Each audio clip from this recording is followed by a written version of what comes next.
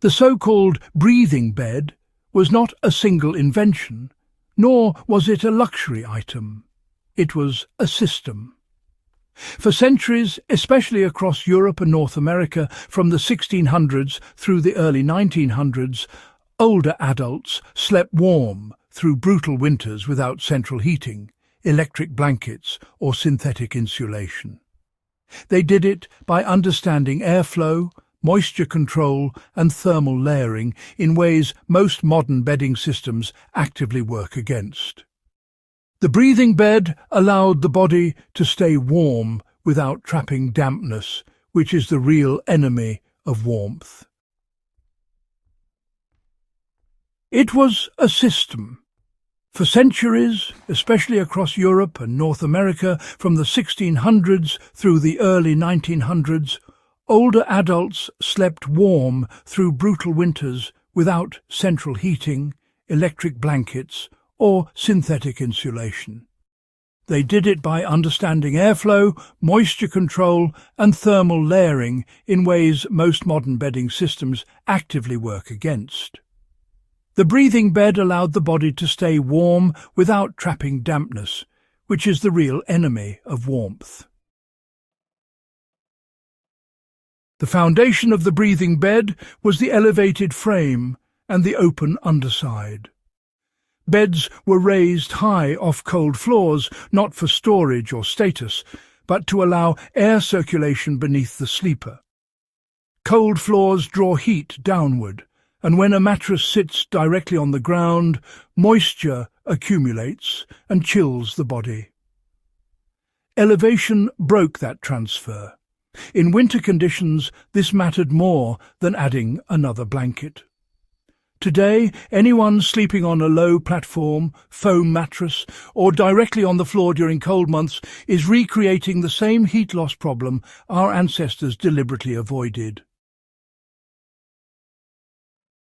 The mattress itself was designed to breathe, not seal. Straw, chaff, wool flock, horsehair, or layered textiles filled most mattresses. These materials allowed air exchange while still trapping body heat through loft. They did not compress permanently, and they released moisture instead of holding it. This is why seniors in the past did not wake up chilled by dawn. Moisture from respiration and perspiration escaped downward and outward instead of staying trapped against the body. Modern memory, foam, and sealed synthetic mattresses do the opposite, creating condensation that cools the sleeper as the night goes on. Above the mattress, layered natural fibres completed the system. Linen sheets wickered moisture away from the skin. Wool blankets regulated temperature instead of overheating and then chilling. Feather beds were often used as top layers rather than mattresses, allowing warmth without blocking airflow. The key was not thickness, but sequence. Each layer had a job, and none of them trapped moisture. Seniors benefited the most from this because, aging bodies regulate temperature poorly. These beds compensated for that naturally.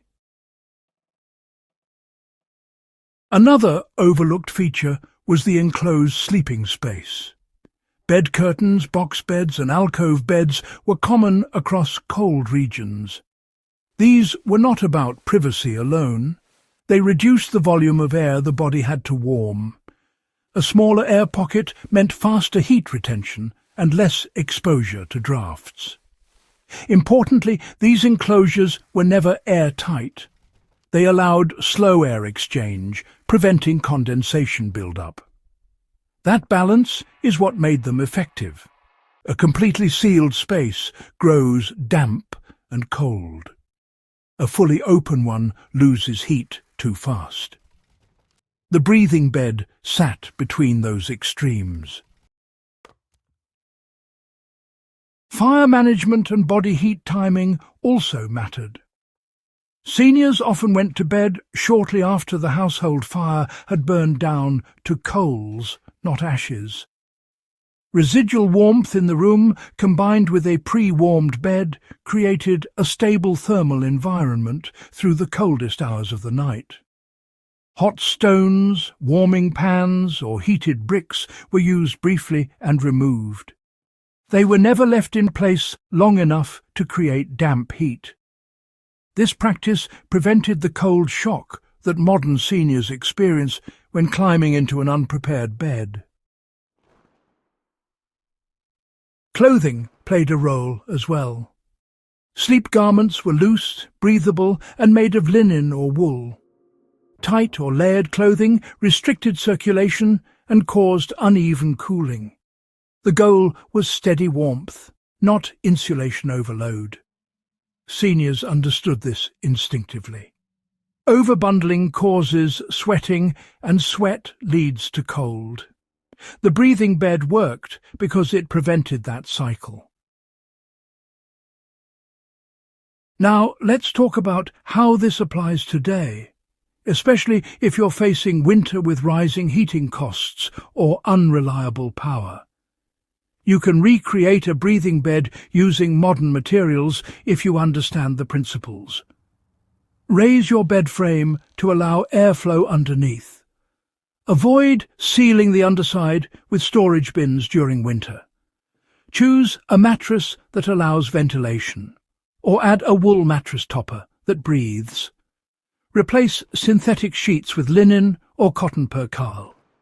Use wool blankets instead of fleece or polyester. Wool stays warm even when damp and releases moisture naturally.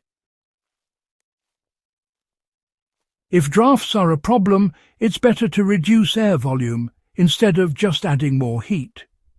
Heavy curtains around the bed, a canopy structure, or even, a strategically placed room divider can actually mimic those historical bed enclosures. The key, really, is partial enclosure, not suffocation. Let the air move slowly. And if you wake up cold at, say, 4 in the morning, moisture buildup is probably the cause, not a lack of blankets. For those in off-grid or preparedness situations, this knowledge is, absolutely critical. During fuel shortages, blackouts, or grid failures, staying warm at night can become a real survival issue. A breathing bed reduces your dependence on external heat sources. Seniors survived winters with frost on the inside of their windows because, frankly, their beds worked with the body, not against it. The reason older generations rarely complained about cold nights isn't because they were somehow tougher. It's because, actually, their sleep systems were smarter. They respected airflow, humidity and heat retention as a sort of unified system. Modern bedding tends to isolate these elements and, unfortunately, creates problems that didn't exist before. Once you correct that, cold nights really do become manageable again. This is the kind of knowledge, honestly, that's worth preserving and passing on. If you found this valuable, do subscribe to Warfield Prepper Chronicles, like the video, and share it with someone who's struggling to stay warm this winter. These lessons have survived centuries for a reason.